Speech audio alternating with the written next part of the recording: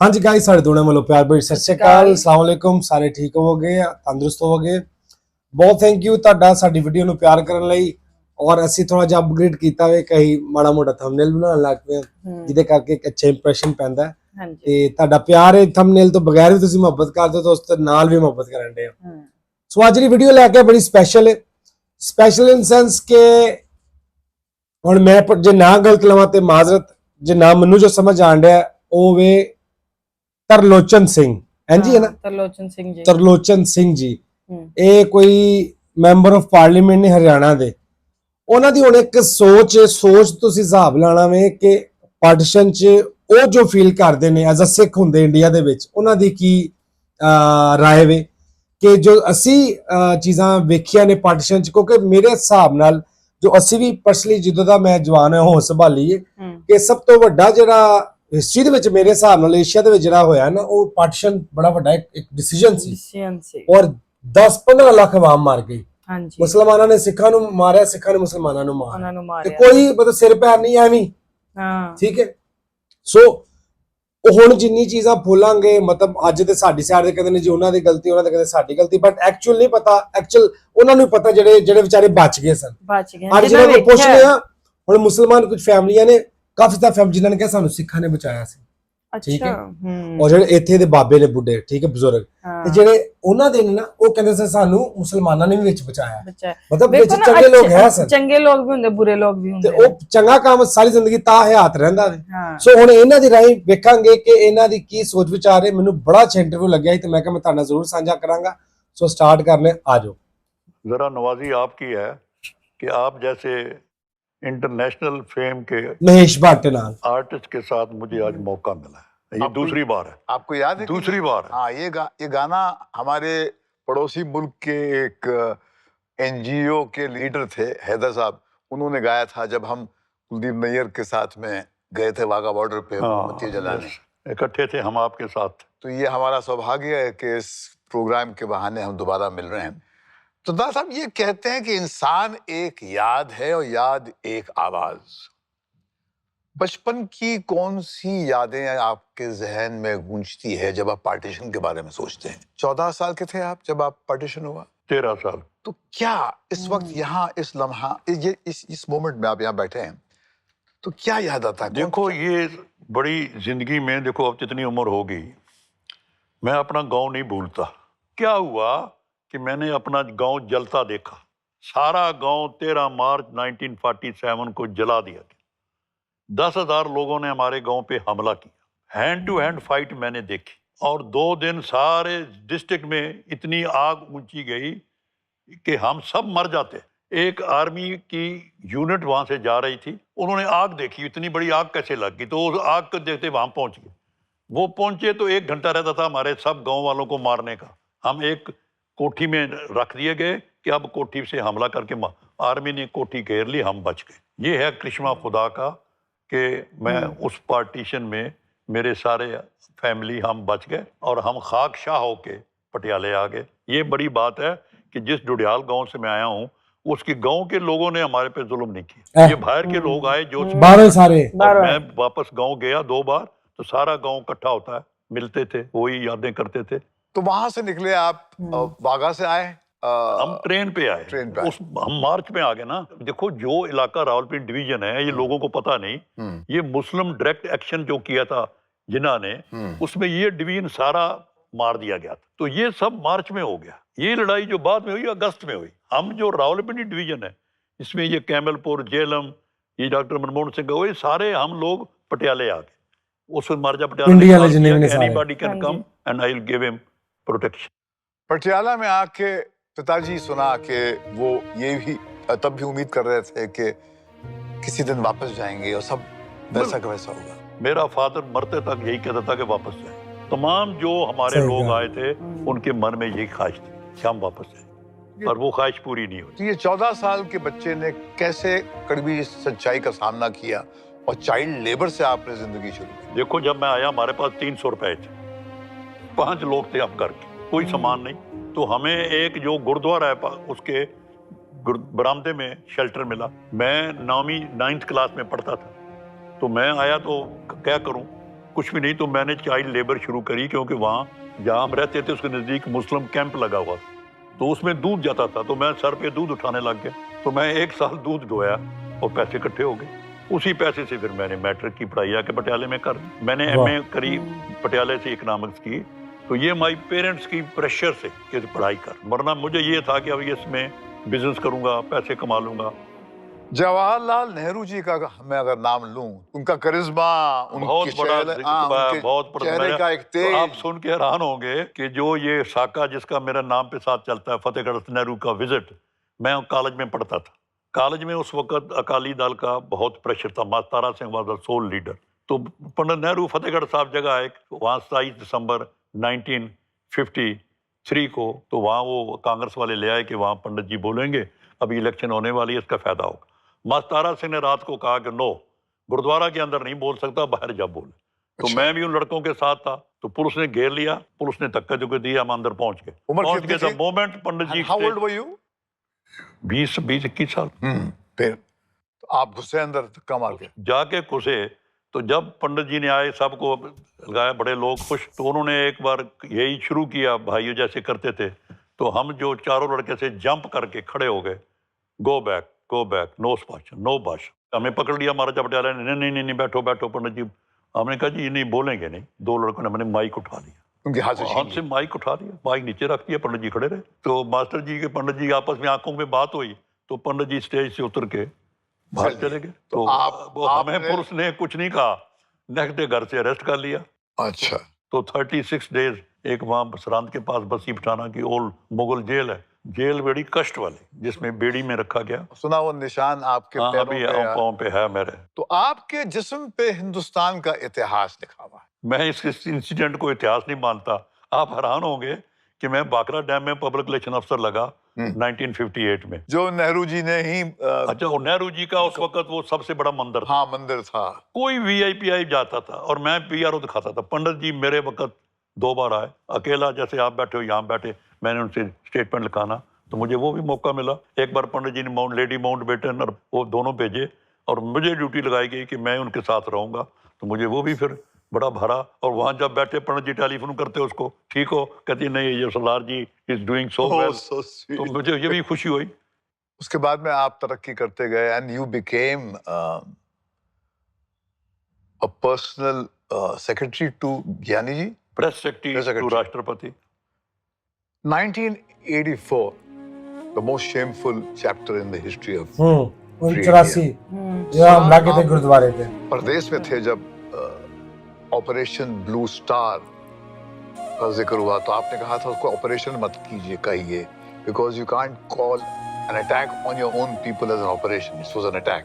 ये जो स्टोरी है ना जो आप कर रहे हैं, हाँ इसके 2 हिस्से हैं जी।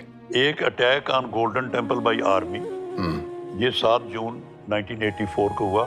ज्ञानी जी राष्ट्रपति थे, तब मैं राष्ट्रपति भवन में था। दूसरा इंसिडेंट इसका है वो इंदिरा जी का कत्ल, वो 31 अक्टूबर 84 को हुआ। तब भी मैं राष्ट्रपति भवन था, पर तब हम सेना में थे। अच्छा, तब ज्ञानी जी के टूर के साथ मैं था, तब वहाँ थे। अच्छा, फिर वहां से आए, तो नेक्स्ट डे फिर कत्लेआम सिखों का शुरू हुआ। जो ब्लू स्टार का है, वो मुझे मौका मिला कि जब जिस दिन 7 को खत्म हुआ, तो नेक्स्ट आफ्टर दैट डे ज्ञानी जी गए और मैं गया, बल्कि we were the first witness to see what has happened. वो लम्हा order for Operation Blue Star तो ज्ञानी जी ने ही साइन किया होगा। कोई साइन नहीं किया, ये राष्ट्रपति को पावर नहीं है। Such operation are done by army under the direction of the civil powers.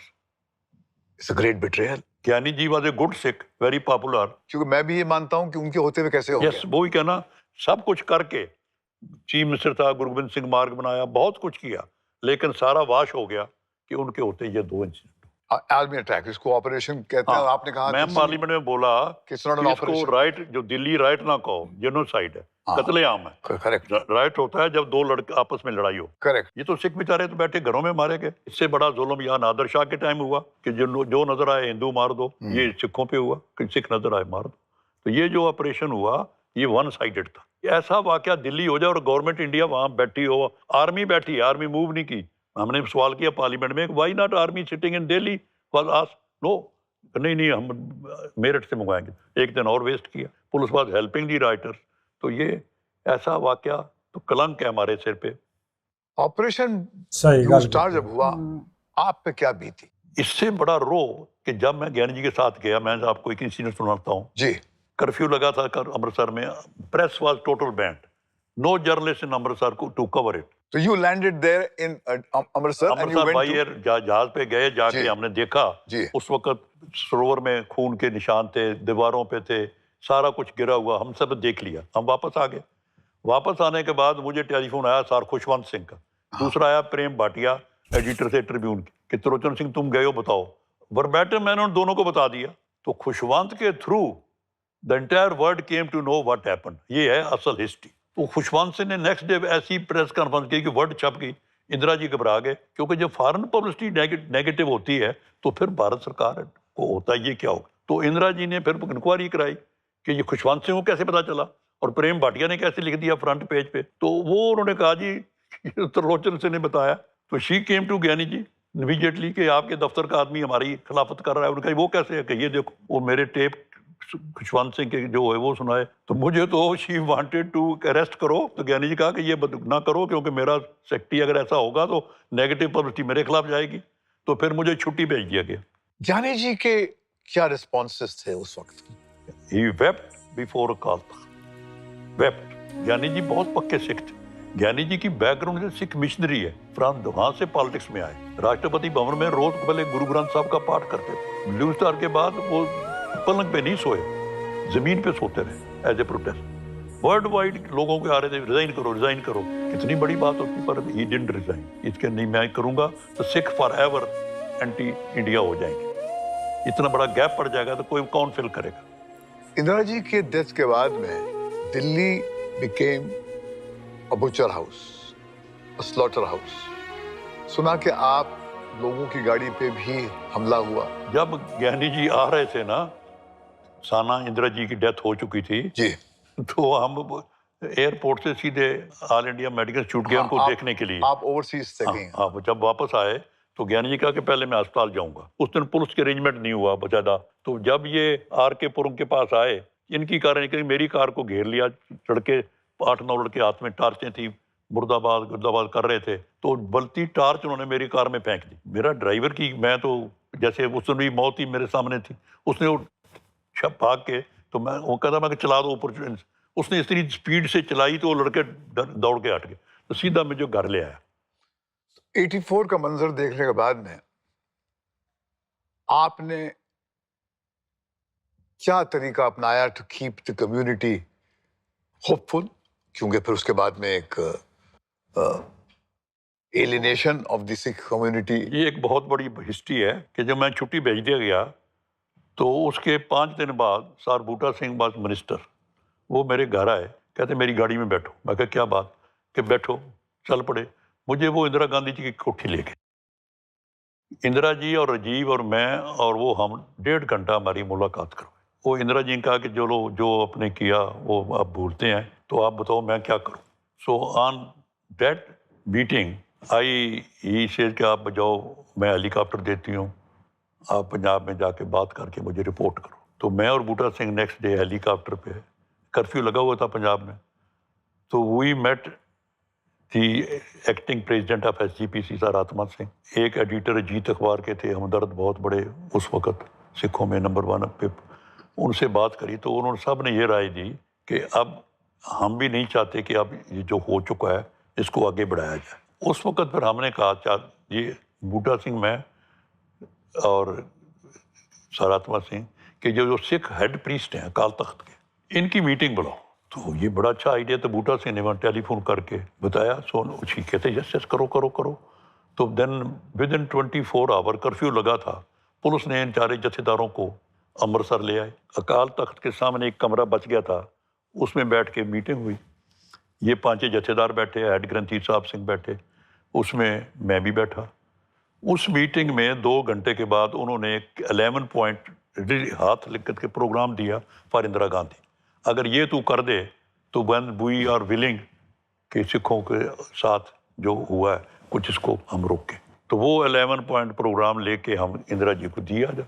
वो पंजाबी में था, कहती इंग्लिश कर दो। इंग्लिश करके उनको कॉपी दी। ये हिस्टोरिक है, अवेलेबल। शी हैड और ओन कैबिनेट मीटिंग करने के बाद आफ्टर 2 डेज मुझे बुलाया गया कि जी ये सारी मान ली, सिर्फ एक बात नहीं मानती कि जो आर्मी है वो गोल्डन टेम्पल से बाहर तो नहीं आएगी, ऊपर छतों पे रहेगी, बाकी हम सारियां मांग उनकी मानते हैं। हम जाके चले गए वापस, उनको जथेदारों को अनाउंस कर दिया, वो सब लोग बड़े खुश हो गए, जयकारे बोल दिए, everything. But the moment we announce there, Indira Gandhi withdrew her own decision.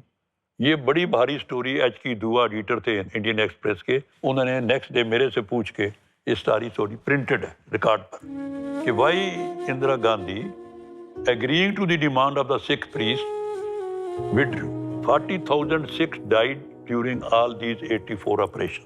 ये सारे मरे हैं ब्लू स्टार के बाद। ब्लू स्टार में तो few hundreds died. Blue star के बाद जो 5-6 साल चलता रहा गवर्नर राज, उसमें एनकाउंटर और ये जो हुई है वो बच जाते। अगर इंदिरा जी उस वक्त सिखों से सुलह जो करके कर जाते तो ये पीरियड बच जाता। मैंने तो कई बार ये लिखा है भाई somebody should come out कि why who pressurized her कि ये वापस लो। जैसे लोग कहते हैं जो ब्लू स्टार भी लोगों के प्रेशर में किया उसने, आज तक वो नहीं को आया। मैंने पार्लियामेंट में बोला था कि ट्रुथ कोई बोले उठ के खड़ा हो, माफी मिल जाएगी कि हाँ जी ये गलती हमारी है। जब तक वो सच्चाई नहीं आएगी तब तक इसका रेजोल्यूशन है नहीं। छोटे मोटे लोगों को पकड़ लो, पुलिस वाले पकड़ लो, दिस डिसीजन कि खून का बदला खून, this decision to attack Golden Temple just to catch one man, सिर्फ भिंडरा वाले को पकड़ने के लिए आर्मी गई थी ना। There could have been other alternates. 100 army people died during Blue Star attack, तो ये भी नुकसान हुआ ही ना अपना। और कितनी आज तक वो बात गई नहीं, आज तक सिखों के मन में यही बात कायम है। अभी मीटिंग बुलाई थी सिखों की, मुझे कहा बोलो, तो मैंने कहा जी 3 बातें अभी खड़ी हैं सिखों की। माफी नहीं मांगी गई आज तक पार्लियामेंट में। कनाडा माफी मांग चुका है, कामागाटा मारू। इंग्लैंड मांग चुका है, इंडिया अपने कंट्री में 84 की डिमांड नहीं। मनमोहन सिंह जी ने माफी मांगी है? नहीं, वो खड़े होकर उसने एक बार पार्लियामेंट का माफी होता है, resolution in the parliament, 2 minute का साइलेंस हो, दोनों सही गल कीती है। हम हर कोई दुनिया में कोई मर जाए, लेकिन सिखों के लिए नहीं खड़े हुए आज तक। मैंने कहा ये पेंडिंग है भाई। सिखों से की लड़ाई क्या है भारत? हम इंडिया के लिए पाकिस्तान से आए, 5 लाख सिख मरा पार्टीशन में, आप तो जानते हैं। Jinnah offered everything to Sikh stay करो। अंग्रेज चाहता था सिख इनकी सुलह हो। जिन्ना ने एक पेपर दिया मास्तारा सिंह को वहां दिल्ली में कि जो मर्जी लिख लो, आप पाकिस्तान के साथ रहो। अगर सिख पाकिस्तान के साथ रहते तो फिर ये जो बॉर्डर था ना पाकिस्तान का, वो गुड़गांव होना था, वाघा नहीं होना था, सारा पंजाब वहां जाता। सही है। लेकिन सिखों की वजह से ये डिवीजन हुई। इतनी बड़ी बात है सिखों की कुर्बानी, ये याद नहीं करी इंडिया ने। 5 लाख मरे, उनको शहीद नहीं माना, कोई इंडिया में टैक्स नहीं लगा। लेकिन मन का उनके लिए कदर क्या हुई? मैंने कहा जी 47 में हम आए, नया कॉन्स्टिट्यूशन बना।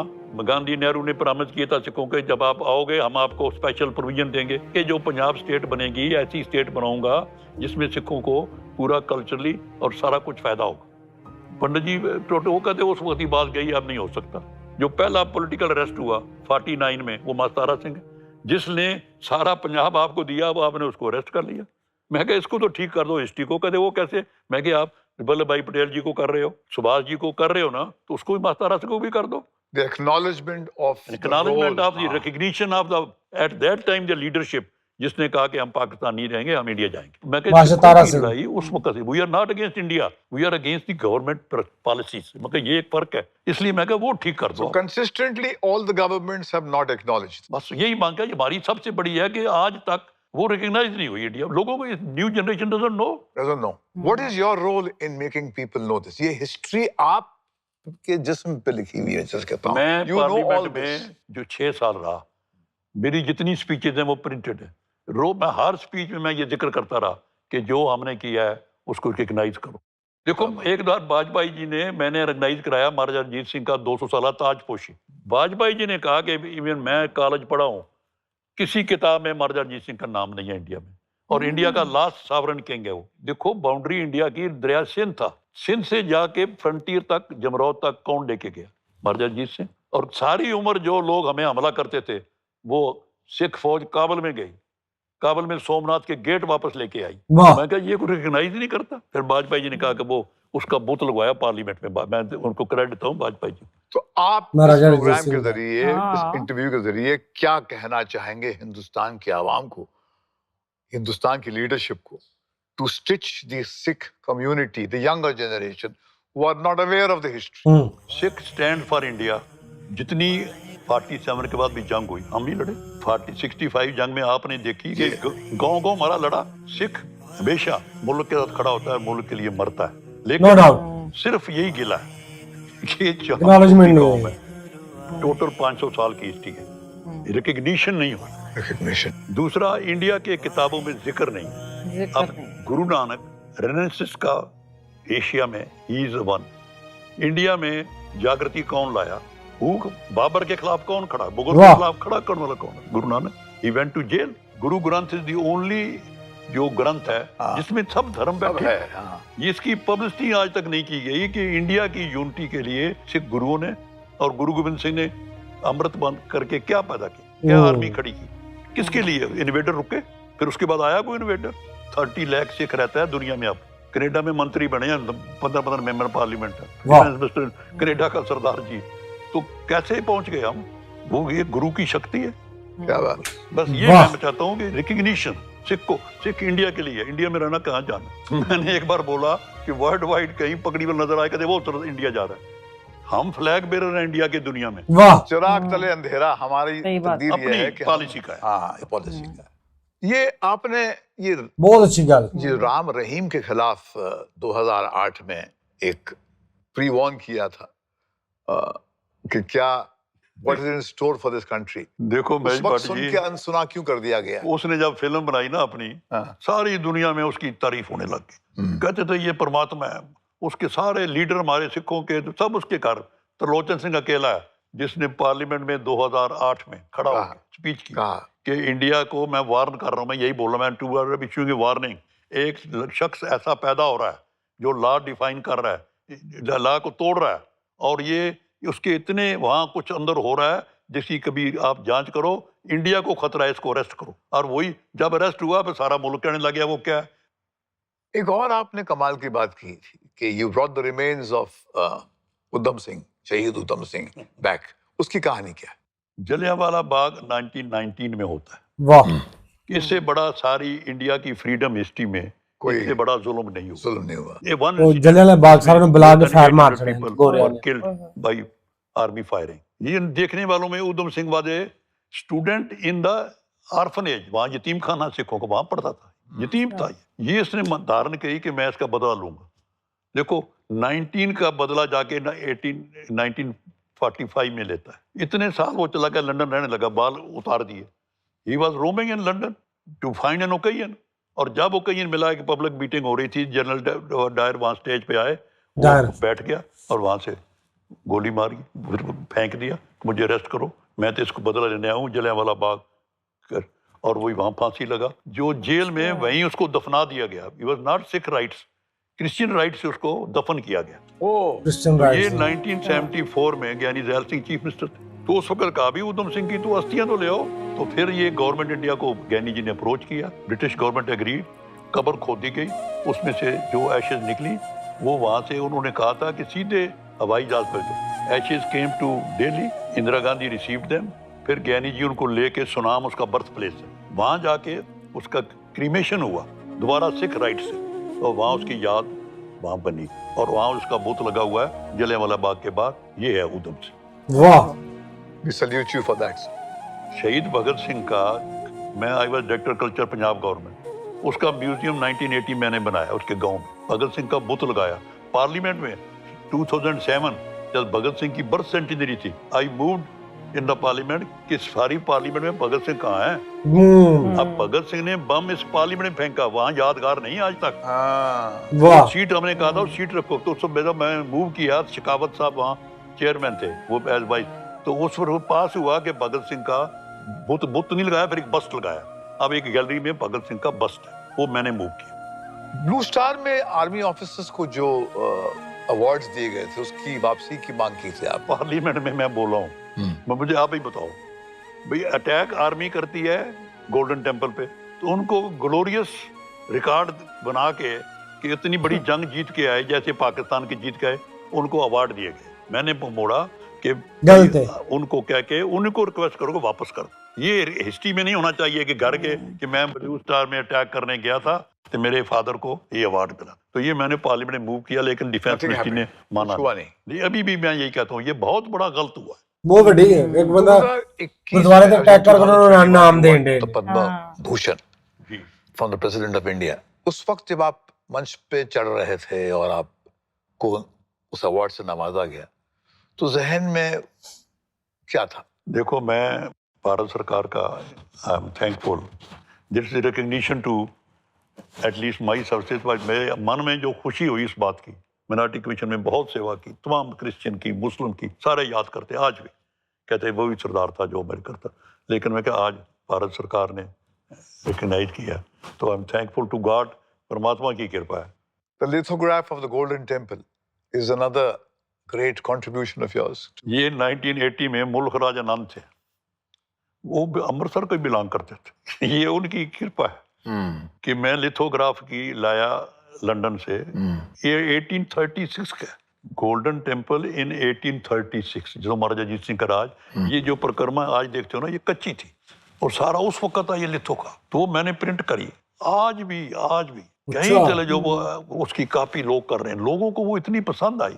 गोल्डन टेम्पल जो स्ट्रक्चर है ना, पहले वो क्या? दी गल करेंगे। फिर जो हमारे आर्टिफैक्ट सारे लंदन पड़े हैं, वो सारे एक बार वहां से इधर वापस आए। उनको लेके अमृतसर में 1 महीने के लिए एग्जीबिशन की, ब्रिटिश गवर्नमेंट की कभी नहीं आज तक उन्होंने दिए, एक बार दिए, उनको वहां के एग्जीबिशन करवाई।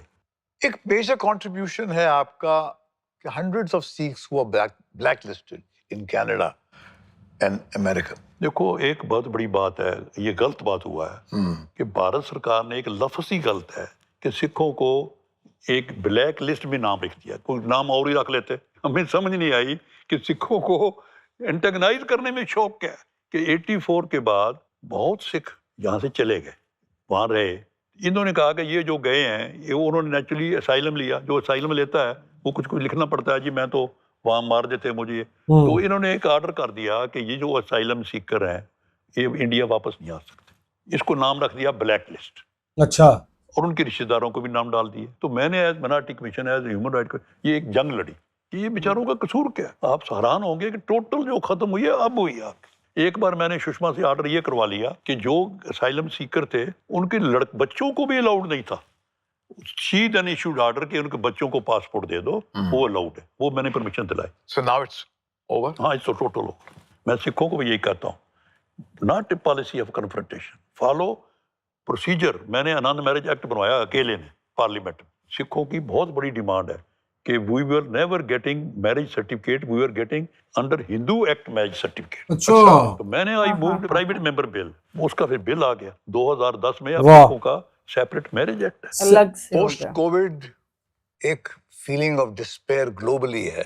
ऐसे में आप जब मुड़ के देखते हैं तो क्या आप कौन सी उम्मीद का दिया जलाएंगे, कैसे जलाएंगे, कैसे? देखो, मैं एक बात का धारणी हूं, India has to adopt a policy जो गुरु ग्रंथ में लिखी है। देहरा सोए मस्जिद सोई, पूजा और नमाज सोई, चाहे अल्लाह राम रहीम सब एक है। अनलेस इंडिया पॉपुलेशन, हम दुनिया को बताएं कि हमारी संस्कृति यूनिटी में है। दूसरी, मैं समझता हूँ जो हमारी इकोनॉमिक कंडीशन है वो भी खराब इसी से होती है कि जब हम लड़ाई एनर्जी और जगह वेस्ट कर रहे हैं। Don't waste energy on communalising things. Guru Nanak को मानने वाला पहला राय बुलार मुसलमान था। कहीं जाके देखो, गुरु नानक मक्का गए। और दुनिया सारी में भी ये जो डिप्रेशन है ना, ये जो गुरु नानक, गुरु गोबिंद सिंह एक है, चढ़ती कला, feel always optimism. Guru Gobind Singh was prophet of optimism. Optimism. उसके लड़के चारे, माँ बाप सब गए, फिर भी वो खड़ा है। तो आखिर में तो repeat the words from the Guru Granth साहब। एक पर्शियन में गुरु साहब का है, यक अर्ज गुफ्तम पेश तो दरगोश कुन करतार, हक्का करीम कबीर तू बेहद परबतगार, दुनिया मकाम फानी। गुरु नानक पर्शियन में बोलता है कि हक्का कबीर करीम तू, खुदा तू एक ही है। गुरु नानक साहब तो ये कहते हैं भाई अल्लाह पाकिंग पाक है, शक करो जो दूसर होए। गुरु नानक साहब की ये बानी सबके लिए, सिखों के लिए नहीं है। ये इतनी इंडिया की संस्कृति है, इंडिया का जो क्रेडिट है ये हम लोगों को दें। इसमें हमारा इंडिया का ही भला होगा। मैं तो यही समझता हूँ, ये नहीं कि मैं सिख हूँ, इंडिया का इंटरेस्ट है। Thank you sir. So nice of you, God bless you. तेरा तेरा तोल के नाम गुरु का बोल के। ओ हो गाइस, ਇੰਨੀ ਐਫਰਟ ਔਰ ਪਰਸਨਲੀ ਮੈਨੂੰ ਵਾਕਈ ਇਹ ਬੰਦਾ ਗੁਰੂਆਂ ਦੇ ਨਕਸ਼ੇ ਕਦਮ ਤੇ ਚੱਲਣ ਵਾਲਾ ਲੱਗਿਆ ਕਿ ਕੀ ਉਹਨੇ ਨਹੀਂ ਕੀਤਾ। ਪਹਿਲਾ ਇਨਸੀਡੈਂਟ ਜਿਹੜਾ ਉਹ ਦੱਸਿਆ ਉਹਨੇ ਕਿ ਯਾਰ ਉਹ 84 ਵਾਲਾ ਇੱਕ ਇੱਕ ਚੀਜ਼ ਤੇ ਉਹ ਬੋਲਿਆ ਔਰ ਪ੍ਰੋਪਰ ਬੋਲਿਆ ਪਾਰਲੀਮੈਂਟ 'ਚ ਜਾ ਕੇ ਕਿ ਯਾਰ ਉਹਨਾਂ ਨੇ ਹਮਲਾ ਕੀਤਾ, ਤੁਸੀਂ ਉਹਨਾਂ ਨੂੰ ਅਵਾਰਡ ਦੇਣ ਦੇ, ਫਿਰ ਤੁਸੀਂ ਸਰਟੀਫਿਕੇਟ ਕਿ ਉਹ ਹਿੰਦੂ ਕਨਸੈਪਟ ਦੇ ਨਾਲ ਹੀ ਜਾਣ ਦੇ ਹੋਣ ਡਿਆ ਸੀ, ਉਹ ਕੀਤਾ। ਫਿਰ ਸਾਲਮ ਵਾਲਾ ਨੇ ਯਾਰ ਮੈਂ ਕਹਿੰਦਾ ਬਹੁਤ ਹੀ ਕਾਬਿਲ ਔਰ ਬਹੁਤ ਹੀ ਜ਼ਬਰਦਸਤ, मतलब इन्नी हिकमत वाले बंदे ने और बहुत ही जबरदस्त। मैंने पर्सनली बहुत अच्छा लग्या कि मैनू ਇਹੋ ਚੀਜ਼ਾਂ ਸੁਣਨ ਦਾ ਬੜਾ ਜ਼ਿਆਦਾ ਸ਼ੌਕ ਹੈ ਔਰ ਬੜੇ ਅੱਛੇ ਤਰੀਕੇ ਨਾਲ ਉਹਨਾਂ ਨੇ ਕਲੀਅਰ ਕੀਤਾ ਕਿ ਇੰਨੀ ਦੂਰੋਂ ਅਸੀਂ ਟੁਰ ਕੇ ਆਏ, ਜੇ ਉਹੀ ਮਾਸਟਰ ਤਾਰਾ ਸਿੰਘ ਉੱਥੇ ਜਨਾਲ ਹੀ ਸਾਈਡ ਤੇ ਹੋ ਜਾਂਦੇ ਤੇ ਅੱਜ ਸਾਰਾ ਪੰਜਾਬ ਇੱਥੇ ਹੁੰਦਾ। ਔਰ ਵਾਕਈ ਗੱਲ ਹੈ ਕਿ ਬਾਰਡਰ ਜਿਹੜਾ ਪੰਜਾਬ 'ਚ ਲੱਗਦਾ ਉਹ ਜਾ ਕੇ ਦਿੱਲੀ ਲੱਗਦਾ ਬਹੁਤ।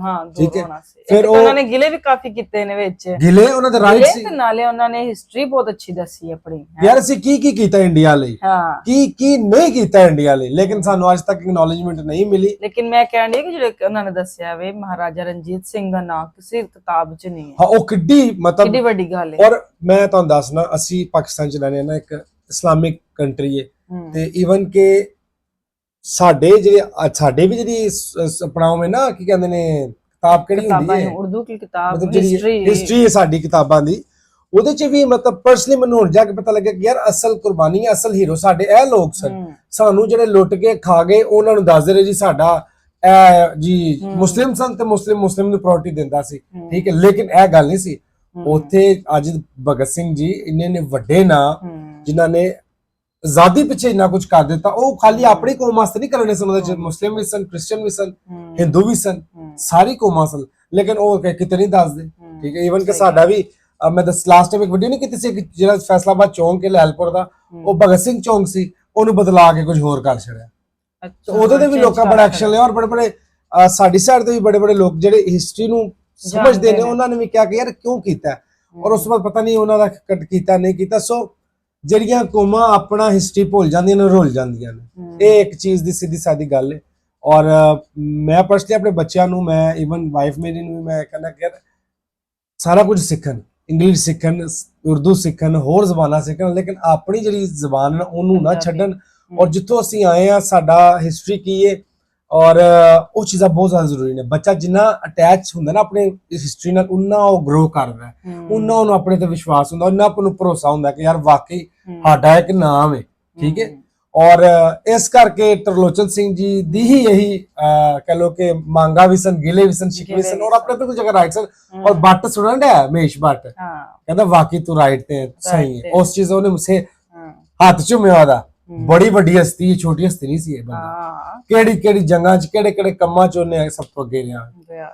ਸੋ ਗਾਇਜ਼ ਬਹੁਤ ਹੀ ਸੋਹਣੀ ਵੀਡੀਓ, ਬਹੁਤ ਹੀ ਇਨਫੋਰਮੇਟਿਵ ਔਰ ਬਹੁਤ ਹੀ ਦਿਲ ਦੇ ਨੇੜੇ, ਔਰ ਬੜਾ ਆਪਣਾ ਫੀਲ ਹੁੰਦਾ ਕਿ ਯਾਰ ਵਾਕਈ ਇਹ ਚੀਜ਼ਾਂ ਨਹੀਂ ਹੋਣੀਆਂ ਚਾਹੀਦੀਆਂ ਸਨ।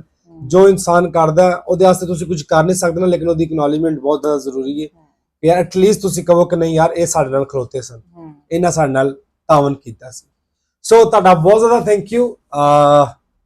ਆਪਣਾ ਬਹੁਤ ਜ਼ਿਆਦਾ ਖਿਆਲ ਰੱਖੋ। ਤੁਹਾਡਾ ਪਿਆਰ, ਤੁਹਾਡਾ ਸਤਿਕਾਰ ਸਾਡੇ ਸਿਰ ਮੱਥੇ। ਸੋ ਜੁੰਦੇ ਵਸਦੇ ਰਹੋ। ਨੈਕਸਟ ਵੀਡੀਓ 'ਚ ਮਿਲਾਂਗੇ। ਸਤਿ ਸ਼੍ਰੀ ਅਕਾਲ। ਹੋਰ ਮੁਹੱਬਤ ਕੀ ਹੁੰਦੀ